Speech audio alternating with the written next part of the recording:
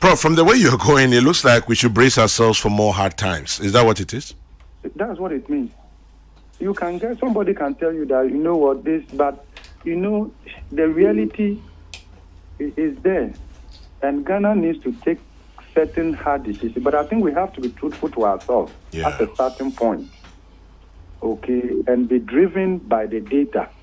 So if what the data communicates is not comfortable to government or to whoever, that is what it is. Let's come to the table. Mm-hmm. Because we cannot pretend about this. And if you look at the horizon, now we've been priced out of the Eurobond market. Yeah. If you look at the horizon, the next 3 to 4 years, and it may be longer than that because government also missed an important move, right? Mm-hmm. Do you know something? Tell me. The market is looking for certain things. It's not just salary cut.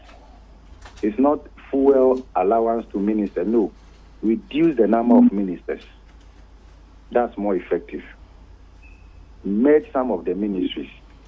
In the last 15 years, we've created so many parastate agencies and institutions who are almost doing the same thing. Some of them are actually not doing anything, but annually they are receiving budgetary allocation. Yeah. That is not growth-friendly spending. So we failed to do the critical thing. And therefore, if you say fuel, this, no travel, no V8, this, that doesn't move the market. I'm not interested in that. That's not a game changer. Mm-hmm. I want to see something similar to what Côte d'Ivoire did in April 2022. What did they do? Côte d'Ivoire then had 41 ministers, and they decided to reduce it to 32. Pragmatic, right? Our neighbors, Côte d'Ivoire. So it means we need more pragmatic measures, not reduction in V8. And drastic. A policy prescription that recognizes that you are living on the edge. We should show to the world that we are in trouble. Yes. And you don't think that we are showing enough? We are not. And our budget as it stands today will not change anything? It's an important first step, but it's not adequate. Well, and it failed to trigger the critical things. Look, if you say cut salaries of this, even with the difficulty of monitoring, fuel, this. Do you know something? The reality on it, these are not reforms. Ghana needs governance reforms. And that is why we are of the view that even if we secure a staff-level agreement with the IMF this year, and the program eventually approved by the IMF Executive Board, that program will not be enough to address the challenges because we need something more than an economic program. We need to initiate immediately, like yesterday, certain governance reforms, right, to be pursued along the reforms that will come under the IMF program. Because reforms are more effective when they are bundled together and when they reinforce each other. Let me Our democracy is too expensive. Take the budget. And that's what the government is struggling to cut. Which one to cut? It's too expensive. It leaves little for growth-enhancing spending. Our future only comes when we allocate appropriately to CAPEX with the necessary efficiency in our public investment management process. Prof, when you listen to the budget as presented by the finance minister, some have said that some of the measures he has mentioned, like freezing on public sector employment, increasing VAT, and looking at other ways to raise revenue, probably are part of the IMF consideration. So he's going ahead to put some of these things in place so that we'll look good with the IMF. Do you get that same impression? Where it is now, it's just like when you see fish in the water. Do you conclude whether the fish is drinking some of the water or not? So we've brought this upon ourselves. Sometimes some of the conditionalities we say is from the IMF. These are deferred actions that we should have taken over the years. By ourselves. So if you fail to do that and they have resulted in a certain situation and you go for a treatment in the hospital, they want to do it in such a way that with all these things will be solved within the shortest possible time that you are under the program. And so do you get a sense that it could be part of the program?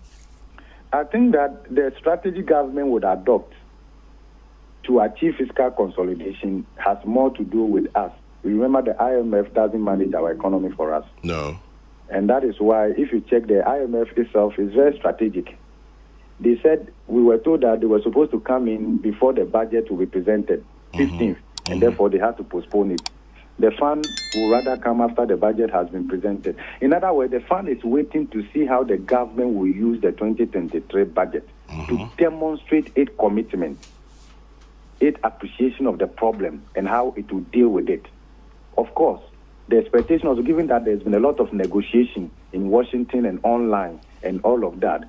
To the fund, the budget must demonstrate and mirror some of the broad-based fiscal framework issues that have been agreed. Yes, the fund will be interested in how you want money. It's a lending. You go to the bank, you want a loan. You have to demonstrate to the bank. Even if the bank tells you this is what you have to do and the rest of them, at the end you have to accept it. You have to own it. Prof, before I wrap up, you mentioned earlier that there's no convergence between the knowledge economy and the political economy. And then you cited e-levy as one of the examples where if there was a certain marriage between the knowledge economy and the political economy, probably we would have done it better. Looking at where we are today, should we have hope? I think when confidence is wounded and faith is pierced, and trust is impaired, as someone has said, we must keep hope alive. Let's be hopeful, but also let's hold our people to accountability, okay? And let's do it regardless of our political affiliations. We have one future, we have one country. Now, take this. When things are bad, it's not bad for everybody. Yeah. Some people may be making it out of the mess, and they have an interest in keeping the status quo as it is. But that may not benefit majority, okay? So we are looking at certain reforms that is inclusive. That, because, look, well, if you, part of what we do is modeling and forecasting, right? So if you look at the way we are going, we are creating financially repressed society. Okay. And if we are not careful, that in itself may unsettle the stability that we have. I don't mean bad, right? But I understand you, yes. But let's be very careful. You can postpone marriage. You can disengage after engagement. You can delay childbirth. But how long can you postpone hunger? Right. So it's not easy for a lot of people, and we don't need to do that to ourselves.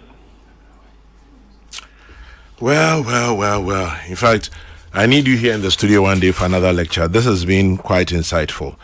But I like the way you've thrown it all out there, but you end up by saying, let's keep hope alive. We will. But trust me, when we are confused, we'll come back to you again for explanations. I appreciate your time. God bless you back, Prof. Thank you very much for your time. Bye-bye. Professor Godfred Alufa Bokpin is an economist, Prof of Finance, Senior Lecturer, University of Ghana Business School.